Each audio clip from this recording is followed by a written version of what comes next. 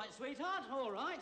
Daddy will get you a golden goose as soon as we get home. No, I want one of those. Wonka, how much do you want for the golden goose? They're not for sale. Name your price. She can't have one. Who says I can't? The man with a funny hat. I want one. I want a golden goose. Because you're sitting around all the damn time. You don't do nothing. All you do is sit around all the time. I got up earlier.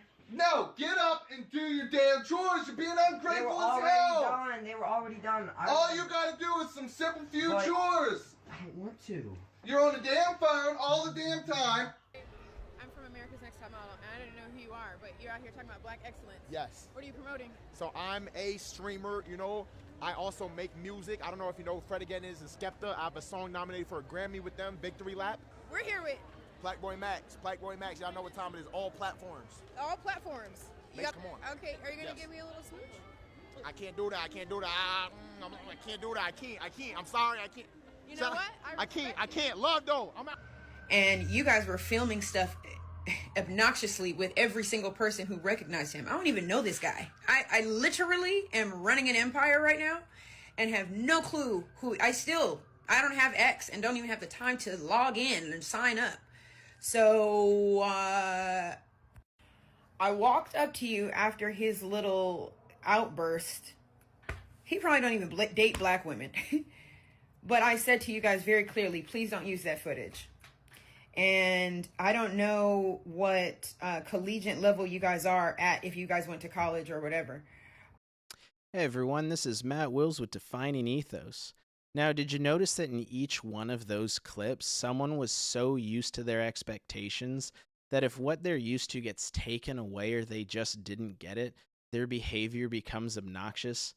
It's like people don't have a general awareness of how good they actually have it. So let's take that last clip for example. You have this lady that's in America's Next Top Model, and she's building her empire, and she's well known, and she's making all this money, and she's attractive, and she's so used to the attention from men and the adoration that if she doesn't receive it, she loses happiness and starts behaving poorly.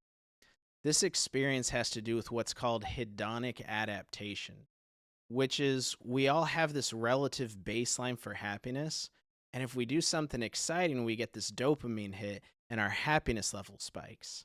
However, if you keep experiencing the same excitement, what happens is your baseline for happiness starts to calibrate to what you're used to, and this becomes the new baseline. And it becomes mundane because you no longer get that dopamine hit. That leaves us to search out new experiences or greater excitement in order to experience that higher level of happiness that we got used to. And similarly, if what you now expect gets taken away, you start to lose happiness. So when someone is expectant of something that others don't have and they respond in poor character when it's taken away, they come off as incredibly ungrateful. When you have access to everything, it can lead to valuing nothing. So here's some examples.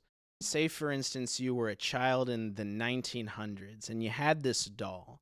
Where do you even get a doll? You're in a small town. Who knows where the next major city is? How would you even travel there?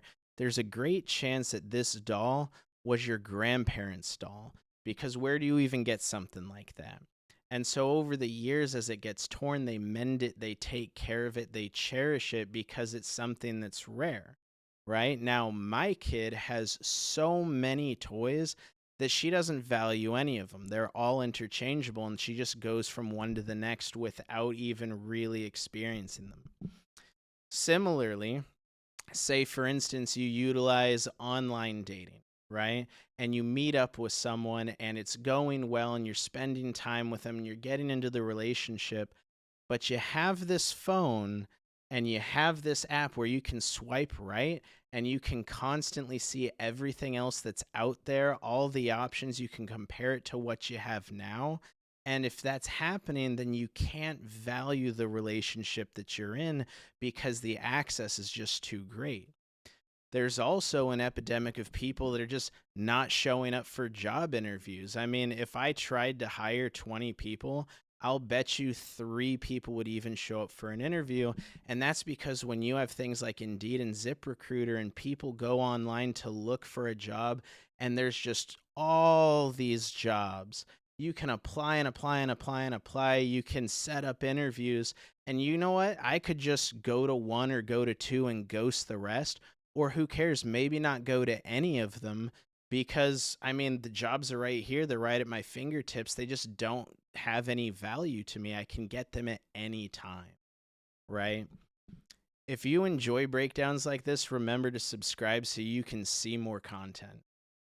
If we look to evolutionary psychology, we have natural cravings for things that point toward productivity and survivalism. So things like exploration, procreation, and achievement, we get this dopamine hit that motivates us towards doing these things. Its purpose is to drive action towards goal-oriented behavior. However, if we have excess or abundance, that response can push us towards negative outcomes. So let's take sugar, for example. We all have a craving for sugar. It's something that tastes great. Our brain highlights it. It's like, oh my gosh, we want this.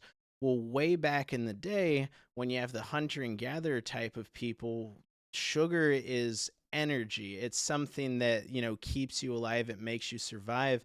And our brains have adapted to seek that out just for the survival of the group, right? The survival of you while you're out hunting.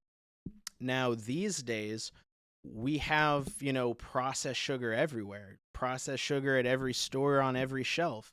And because we're around that so much and we get this dopamine hit saying, hey, you should get this sugar, now all of a sudden we're consuming so much that we're becoming unhealthy. So the natural response that our brains create to seek something out is actually harming us with the environment that we've created. So here's some more examples of things like this. So when you purchase something, when you buy something that you really like, you get a dopamine hit. It's an achievement. It's something, it's a possession that you have, and it's cool, But if you have it, then you don't get that dopamine anymore. And so what do? Well, I could go out and make another materialistic purchase and get that excitement. And then you have another thing, and then you don't really value that thing and you do another. And so now you get into this loop where you get addicted to just purchasing things at the expense of being able to save money for the future, right? Another thing, and this was in a video in the beginning, video games, right? So video games are very interestingly done where it's a false sense of achievement that's being sold to you.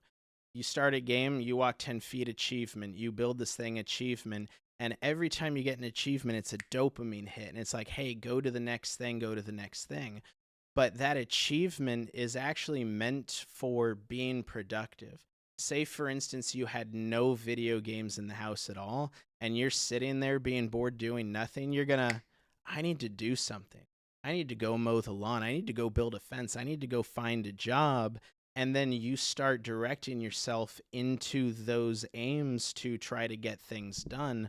But when you get stuck and locked into video games, it just keeps you focused in using that dopamine to just keep you locked in and playing and playing and playing and playing, right?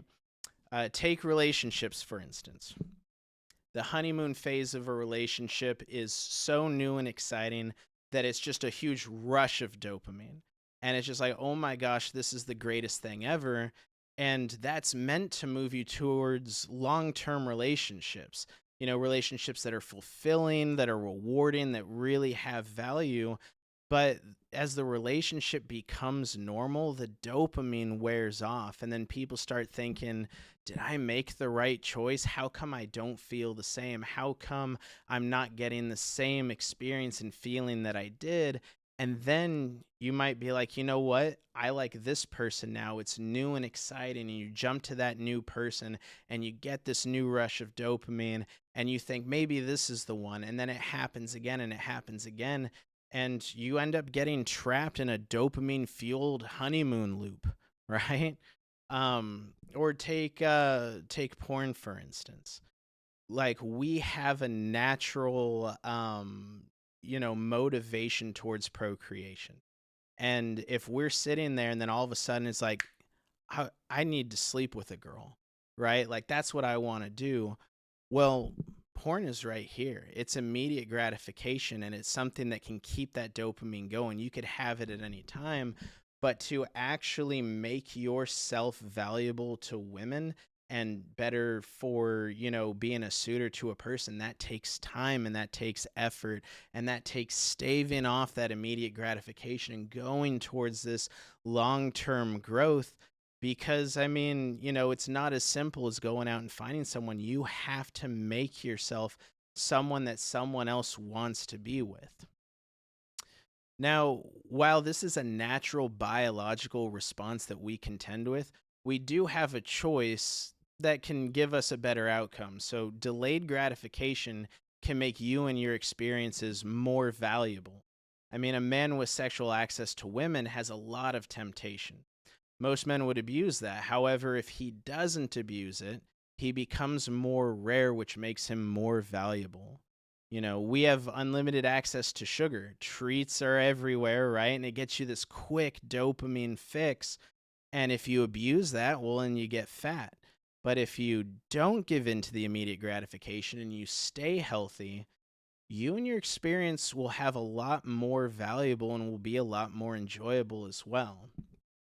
So if you're currently struggling with any of these overstimulations, you can reset these impulses. You can do it by committing to the removal of any of these accesses. Commit yourself for like a limited time, like a week or two. Like, try that out. Be like, hey, so for 1 week or for 2 weeks, I'm going to not do X. And see how that goes and see how that changes, right? That can recalibrate your baseline. And after about a month, your brain could adapt to your new normal. So thanks for listening. I hope you guys like this content, and I'll see you next time.